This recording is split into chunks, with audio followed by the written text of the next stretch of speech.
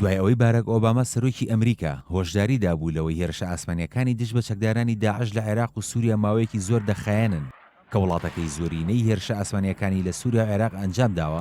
وەزارەتی بەرگری ئەمریکا ئاشکرای کرد کۆی گشتی تێچوو هێرشە ئاسمانیەکان لە سەرەتای دەستپێکردنیانەوە تا کۆتایی مانگی ڕابردوو 2 ملیار و 910 میلیۆن دۆلار بووە بە شێوەیەک کە خەرجی یەک ڕۆژ لە هێرشەکان بە 9 ملیۆن و 200 هەزار دۆلار مەزەندە دەکرێت کە 7655 پێگەی داعشیان لە عێراق و سووریا کردووەتە ئامان.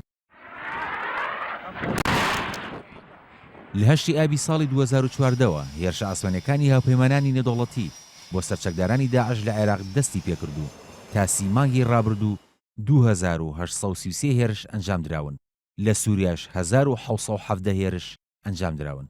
بە پێی زانیاریەکانی دەستگای هەواڵگری ئەمریکا CIA ژماری چەکدارانی داعش بە نزیکەی 31,000 چەکدار مەزەندە دەکرێت کە زۆرینەیان چەکداری بیانین.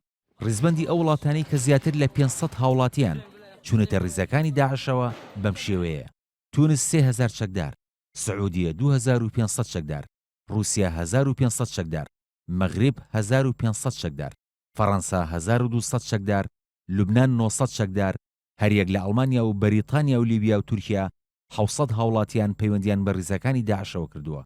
هەریەک لە پاکستان و ئۆزبەکستانیش 500 هاوڵاتیان چونەتە ڕیزەکانی ئەو ڕێکخراوە. وەزارەتی بەرگری ئەمریکا لە راپۆرتێکدا کۆنتڕۆڵکردنەوەی شاری تکریتی بە گورزێکی بەهێز دژ بە ڕێکخراوی داعش ناو بردوو. هێزەکانی حەشدی شەعبیشی بە کلیلی کۆنتڕۆڵکردنەوەی شاری تکریت داناوە. راپۆرتەکە کۆنتڕۆڵکردنەوەی شارۆچکەی گرێسپی لە خۆراوی کوردستانیش لەلایەن شڕڤانانی یەپەگەوە بە سەرکەوتنێکی گەورە و ڕێگە خۆشکەرێکیش بۆ پێشڕەویەکانی یەپەگە لە باکووری سووریا ناوردووە. بەپێی ئامارێکی نێتۆ یەکگرتووەکان زیاتر لە 3 ملیۆن هاوڵاتی عێراقی بەهۆی شەڕی داعش و کردەوە توندوتیژیەکانەوە ئاوەری ناوخۆی عێراق و وڵاتانی دەوروبەر بوون. لەلایەکی ترەوە کۆمسیۆنی باڵای پەنابەرانی سەر بە نەتەوە یەکگرتووەکان ڕاگەیاند ژماری ئاوەرەکانی سووریا لە وڵاتانی دراوسێدا لە کۆتایی ئەم ساڵدا دەگاتە 4 ملیۆن و 270 هەزار کەس و 270 هەزار هاوڵاتی سووریش لە وڵاتانی ئەوروپا داوای مافی پەنابەرێتیان کردووە.